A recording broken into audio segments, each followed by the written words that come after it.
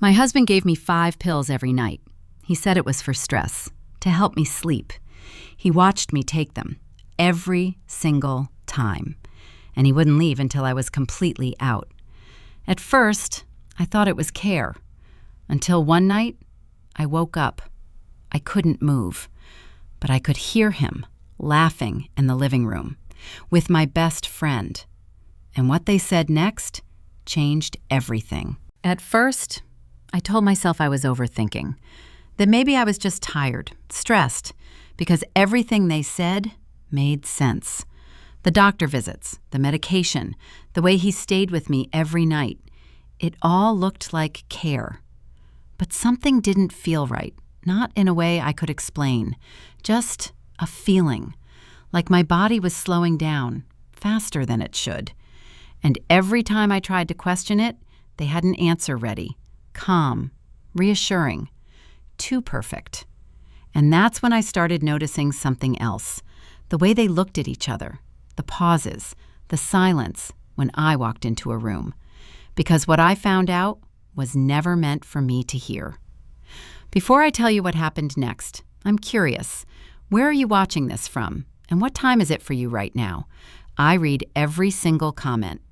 A cold autumn rain draped over Manhattan, blurring the skyline into soft gray lines as the city moved with its usual restless urgency. Emily Carter, 32, sat by the floor-to-ceiling window of her Upper East Side apartment, watching the rain slide down the glass. A senior financial analyst, she had just inherited $11.5 million, enough to change everything. She was slim, composed, with deep brown skin and soft, shoulder-length hair, her sharp eyes always thinking one step ahead. Across the room, Daniel Carter moved with quiet confidence. 35, tall, broad-shouldered, with a sharp jawline and neatly trimmed stubble, he carried himself like a man used to control. His voice was calm, reassuring, almost too perfect. "Still working?" he asked gently, placing a hand on her shoulder. Emily nodded, though her thoughts felt slower than usual. "I don't know. My mind just won't shut off." A few days later, they sat in a quiet, modern clinic downtown. Dr. Sarah Mitchell entered, 33, tall and slender, long dark hair, pale skin, and a gaze that felt more observant than warm. A neurologist known for precision, she spoke with calm authority. "You're describing stress-induced insomnia," she said. "Your brain just needs help resetting. I can prescribe something mild, temporary." Daniel leaned forward slightly. "That sounds right." Emily hesitated, but only for a moment. These were the two people she trusted most, so she agreed. The first night, the medication worked. Deep sleep, heavy. The second night, the same. But by the end of the week, something shifted. She wasn't just tired, she was slower. Thoughts delayed, words harder to reach. At work, numbers that once felt instinctive now blurred together. "It's normal," Sarah reassured her over the phone. "Your body is adjusting." Daniel said the same thing. "You've been under pressure. This is your body finally slowing down." Emily wanted to believe them, but days turned into weeks, and the feeling deepened. She forgot small things, then bigger ones. One afternoon, she stood in her kitchen, staring at her phone, unable to remember who she had just been texting. Her heart started racing. For a moment, a quiet thought surfaced. This isn't normal. But it was quickly buried under familiar explanations. Stress, burnout, overwork. Repeated, gently, consistently, until they felt like truth. And Emily, slowly, began to question herself instead of them. Because when the people you trust most explain your reality for you, you start to believe them. The rain had stopped, but the city still hummed under a damp, restless silence, as if something unseen was quietly unfolding beneath its surface. Emily didn't know what woke her.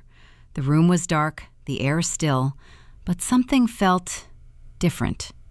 For the first time in weeks, her mind wasn't drowning in fog. It was clear, sharp, awake. Her body, however, refused to move. Her fingers lay stiff against the sheets. Her legs felt distant, unresponsive. Even her lips wouldn't part when she tried to speak. Panic flickered, but only briefly, because then she heard something that pulled all her attention away. Voices, from the living room, low, careful, familiar. Emily stilled internally, every ounce of her awareness stretching toward the sound. Did she drink it? Sarah. Her voice was calm, controlled, carrying the quiet authority of someone who was used to being trusted without question. A pause. Then Daniel answered, "I saw her drink it all." His voice was even, confident. She swallowed it right in front of me. A faint clink of glass followed. "Good," Sarah said softly. "Then we're still on schedule." Emily's heart began to pound harder, though her body remained frozen. "Schedule?" "She's getting worse," Daniel continued. "Slower reactions, delayed responses. She even forgot what she was saying mid-sentence yesterday." There was no concern in his voice, only observation. "That means it's working," Sarah replied. "The neurological impairment is progressing exactly as expected." The words hit Emily like something cold and heavy. Neurological impairment. Her breath caught somewhere deep in her chest. Daniel let out a quiet exhale. "How much longer?" "A few more weeks," Sarah said. "Long enough for it to look natural. Gradual decline, no sudden changes." Emily's mind raced, piecing everything together faster than she could process the shock. "What about the evaluation?" Daniel asked. "I'll handle it," Sarah replied without hesitation. "All the documentation will support cognitive deterioration, memory loss, slowed processing, impaired judgment. It'll be enough to declare her legally incompetent." Legally incompetent. Emily felt something inside her collapse. And once that happens, Daniel didn't pause. "I take control of everything." The silence that followed felt heavier than anything before it. Then Sarah spoke again, softer now. "All 11.5 million?" Emily's heart stopped. They knew. Of course they knew. "The trust, the investments, the property," Daniel said. "All of it transfers under my authority." A quiet shift of movement, fabric brushing against fabric. "You've thought this through," Sarah murmured. Daniel gave a low, almost amused breath. "I had to. She's careful. Always has been." Another pause. Then Sarah's voice changed, less clinical, more personal. "And us?" Emily felt her chest tighten. For a second, Daniel said nothing. Then, "We won't have to hide anymore. You'll live with me." The words landed like something final. Emily's thoughts spiraled, every memory reshaping itself in an instant. Every reassurance, every gentle word, every moment she had trusted them, all of it staged. "She won't even understand what's happening," Sarah said quietly. Daniel's reply was colder than anything before. "She already doesn't." And in that moment, something inside Emily snapped into place. Not confusion, not fear, clarity. This wasn't stress. This wasn't burnout. This wasn't her mind failing her. This was deliberate, planned, controlled. They weren't helping her. They were erasing her. And the worst part? They believed she would never even realize it. But she had. And for the first time since this began, Emily wasn't doubting herself anymore. Morning light filtered through the curtains in thin, fragile lines, casting a quiet stillness over the apartment that now felt less like a home and more like a controlled environment. Emily learned to measure time differently, not by clocks, not by schedules, but by clarity. Some moments her mind was buried under a thick, suffocating fog, but other moments, rare, sharp, terrifying, she was fully awake, completely aware. 30 minutes. That was all she had each day. Sometimes less, never more. At first, her instinct had been to fight it, to move, to speak, to force her body to respond, to tell Daniel, to call for help, to do something. But every attempt ended the same way. Her body refused, her words failed, and her reality slipped further out of her control. A few days earlier, during one of those brief windows of clarity, Emily had tried to resist. Sitting on the edge of the bed, her hands trembling, she had forced the words out slowly. "I think "Something's wrong," she said. "I want another doctor." Daniel didn't react the way she expected. No frustration, no anger, just calm. He stepped closer, lowering himself slightly to meet her eye level, his voice soft and steady. "Emily, you're overwhelmed," he said gently. "That's what this does. It makes you anxious, confused. You just need stability right now." His hand rested over hers, warm, grounding, convincing. But now she understood. That wasn't comfort. That was containment. Later that day, Sarah had come over. She listened carefully, her expression composed, clinical, her voice measured with professional certainty. Switching treatment now would be dangerous, she explained. The brain needed consistency. Interruption could cause permanent damage. Permanent. The word had settled like a weight in Emily's chest and silenced her. Now, lying still in bed days later, Emily replayed every word with new clarity. They hadn't been helping her. They had been removing her options. Every appointment controlled. Every explanation aligned. Every concern redirected. A perfect system. And she had been the subject inside it. Emily thought about calling for help. The thought came fast, instinctive. Police, an ambulance, anyone. But just as quickly, it collapsed. How? She couldn't move properly, couldn't speak clearly, couldn't even unlock her own phone most of the time. And even if she could, what would she say? That her husband and her doctor were poisoning her? That she felt something was wrong? There was no proof, only symptoms, symptoms that already made her look unstable. Her chest tightened as a deeper realization settled in. If she called for help now, they wouldn't investigate Daniel and Sarah, they would evaluate her, and Sarah would be the one writing the report. Everything would fall right back into their control. No, that wasn't an option. Not yet. Emily closed her eyes slowly, forcing her thoughts into something colder, sharper. If she wanted to survive this, if she wanted to win, she needed more than truth. She needed proof. Clear, undeniable, irrefutable proof. Enough to destroy them completely. And that meant one thing. She had to wait, pretend, endure, and build her case in silence. So she changed. When Daniel spoke to her, she delayed her responses even more. Sometimes she didn't respond at all. When Sarah asked questions, Emily let her gaze drift, unfocused, as if the words no longer reached her. She became weaker, slower, emptier. Exactly what they believed she was becoming. And in doing so, she disappeared. Not physically, but strategically. During one of her rare windows of clarity, Emily forced her body to cooperate, just enough. Each movement cost her. Each second mattered. That was when she found it. A small recording device in the bedside drawer, Daniel's old pen recorder. He had used it for meetings months ago. She remembered that. Her fingers trembled as she turned it on. Still working. That was enough. Over the next few days, over scattered fragments of awareness, Emily began constructing something carefully, quietly. A system. She hid the recorder beneath the edge of the living room shelf, angled toward where they usually sat. Later, she managed to place another small device near the hallway, barely visible, perfectly positioned. Nothing rushed, nothing obvious, everything deliberate. And then, she waited. Every night the pattern repeated. Soft footsteps, low voices, laughter that didn't belong in a house like this. From her bedroom, motionless, Emily listened. Daniel's voice, relaxed now, unguarded.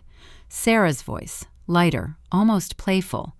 They spoke freely, about her, about the plan, about what would happen next. "She barely reacts anymore," Daniel said one night. "Good," Sarah replied. "That makes everything easier." Emily lay still, her breathing shallow, her body lifeless. But inside, she was counting, listening, recording, because they believed she was gone, that her mind had faded, that she no longer understood anything. And that belief would be the reason they lost everything. The apartment felt quieter than ever. But beneath that silence, something deliberate was forming. Emily understood one thing clearly. Her body could not be trusted. Her awareness came in fragments, unpredictable and fading. That wasn't enough to fight Daniel and Sarah. So she stopped relying on herself. She built a system. During one rare moment of clarity, the idea came. If she couldn't act consistently, something else had to act for her. Something automatic. Something that wouldn't forget. She thought of Marcus Reed, a compliance officer at her firm, known for precision and discipline. Not emotional, not careless. The kind of person who followed process to the end. And most importantly, someone who would act. With slow, controlled movements, Emily unlocked her phone. Every second felt fragile. She created a secure shared folder, then uploaded the first recording. The next day, another. Piece by piece, she transferred everything. Audio clips, notes, fragments of truth captured between moments of fading awareness. Not perfect, but real. Then she created one rule. If Marcus didn't receive new data from her within 24 hours, something was wrong. And if something was wrong, he would open everything. No hesitation, no doubt. Lawyers, authorities, evidence. Marcus wouldn't question, he would execute. Meanwhile, inside the apartment, the illusion remained. Emily stayed still, weak, fading, exactly what they believed. But around her, things were accelerating. Daniel's calls became quieter, more controlled, final. One afternoon, in a brief moment of awareness, Emily heard enough. "The evaluation report will be ready this week," Daniel said. Sarah replied calmly, "Once it's signed, she has no control. It's legally binding." Emily felt her chest tighten. This was the final step. "She won't even be aware of it," Sarah added. Daniel's voice lowered. "That's the point." They weren't cautious anymore. They were certain. They thought they had already won, and Emily could feel why. Her clarity windows were shrinking. Faster now. Some days, barely long enough to think. Her mind slipping, piece by piece. But the system didn't rely on her strength, only consistency. And she had already built that. Each file, each recording, each day. Until the day she couldn't send anything at all. And when that day came, everything would be exposed. This was no longer just survival. It was a race between the truth and the disappearance of her mind. And for the first time, Emily wasn't trying to escape. She was preparing for the moment they wouldn't be able to escape her. The morning felt unusually quiet, the kind of silence that didn't belong to peace, but to something about to break. For the first time since she created the system, Emily didn't send anything. There was no upload, no file, no signal. Inside her body, the fog had finally taken more than it gave back. Her awareness flickered briefly at dawn, just long enough for her to realize she couldn't move, couldn't focus, couldn't even form a complete thought before it slipped away again. And then, nothing. Miles away, in a glass-walled office overlooking Midtown, Marcus Reed noticed the absence immediately. He sat at his desk, shoulders slightly hunched, eyes locked on his screen with the same intensity he brought to every anomaly. Marcus wasn't the kind of man who ignored patterns. In fact, his entire career had been built on the opposite. At 34, with his lean frame, slightly tired eyes, and a face that always looked like it was processing 3 things at once, he had learned one lesson early in life. People lie, but systems don't. And right now, the system Emily built had just broken its own rule. 24 hours, no data. Marcus didn't hesitate. He opened the secured folder. What he found wasn't just unusual, it was catastrophic. Audio recordings, conversations, fragments of voices that became clearer the more he listened. Daniel, Sarah, calm, methodical, talking about dosage, about neurological decline, about legal incompetence, about control. Marcus leaned back slowly, his expression tightening, not in shock, but in confirmation. He had seen fraud before, deception, manipulation, but this was something else. This was calculated destruction of a person's life. He didn't question it. he escalated. Within the hour, legal counsel had been contacted. Evidence was secured, duplicated, time-stamped. And then, law enforcement. By the time the police arrived at the apartment building, the city had fully woken up. But inside Emily's home, the illusion remained intact. Daniel stood in the living room, composed as ever, his posture relaxed, his expression controlled. Sarah was beside him, equally calm, her presence still carrying that quiet authority of someone who believed she understood every outcome. They weren't worried. Why would they be? Upstairs, Emily lay motionless, her body unresponsive, her breathing shallow, her presence almost erased. To them, the plan was complete, the outcome inevitable. A knock echoed through the apartment, firm, official. Daniel frowned slightly, just enough to register interruption, not concern. He walked toward the door, his movements steady, measured. When he opened it, everything changed. 2 officers stood outside, followed by a third figure, a tall man in a dark coat holding a folder. Marcus. Daniel's expression didn't collapse. Not immediately. But something shifted, subtle, almost invisible to anyone else. "Daniel Carter," one of the officers asked. "Yes?" "We need to speak with you." Behind him, Sarah stepped forward slightly, her eyes narrowing. Not in fear, but calculation. "What is this about?" she asked. The officer didn't answer her. Instead, he held up a document. "We have reason to believe there has been criminal activity involving medical manipulation and financial exploitation." Silence. Heavy. Immediate. For the first time, the balance shifted, because this time, they weren't controlling the narrative. They weren't guiding the outcome. They weren't the ones asking the questions. In the bedroom, Emily remained motionless, unmoving, unresponsive. But everything around her had already begun to collapse, because the truth they thought was hidden had already been seen, recorded, and now it was impossible to deny. The hospital room was quiet, filled with the soft rhythm of machines that marked time more reliably than Emily's own mind ever could again. When Emily woke, it wasn't like before. There was no sudden clarity, no sharp return of awareness. Instead, everything came back slowly, fragmented, uneven, like pieces of a life she had to relearn. Her body felt foreign, heavy, her thoughts slower.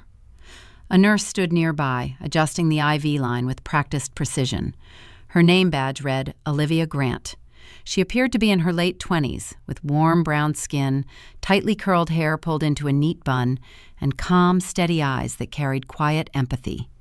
She moved gently, the kind of person who understood that healing wasn't just physical.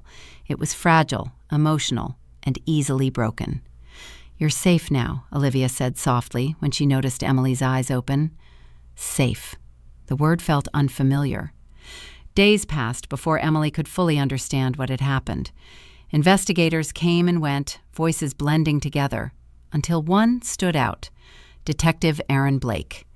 He was in his early 40s, tall and broad-shouldered, with a weathered face that told stories of years spent seeing the worst in people. His dark beard was trimmed short, streaked faintly with gray, and his eyes carried a kind of quiet intensity. Not aggressive, but observant.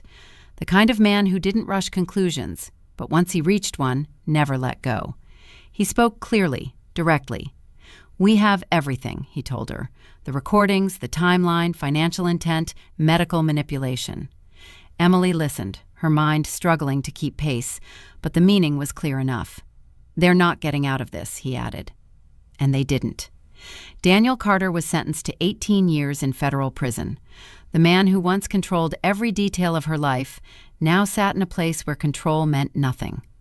Dr. Sarah Mitchell received 22 years and permanent revocation of her medical license. The precision she once used to manipulate others had become the evidence that destroyed her. Justice, they called it, but justice didn't feel like victory. Recovery was slow. Months passed in therapy, in rehabilitation, in relearning things that once came naturally. Memory gaps lingered, reflexes dulled. Some days, Emily felt like she was chasing versions of herself she could no longer fully reach. She survived, That was the truth. But survival came with a cost. The woman who once trusted easily, who believed in loyalty without question, that version of Emily no longer existed. In her place was someone quieter, more careful, someone who understood that the most dangerous betrayals never look like betrayal at all. Real control doesn't always look like violence. Sometimes it looks like care. Not as a warning, but as awareness. Here's the question worth sitting with. How many times have you ignored your own instincts because someone you trusted told you everything was fine? And what would it take for you to listen to yourself before it's too late? If this story made you pause, share it with someone who needs to hear it. And if you've ever felt something was wrong but couldn't prove it, drop it in the comments. This was a fictional psychological story, but the message is real. Now I want to ask you, was she strong or was she just surviving? Comment below and follow for the next untold story.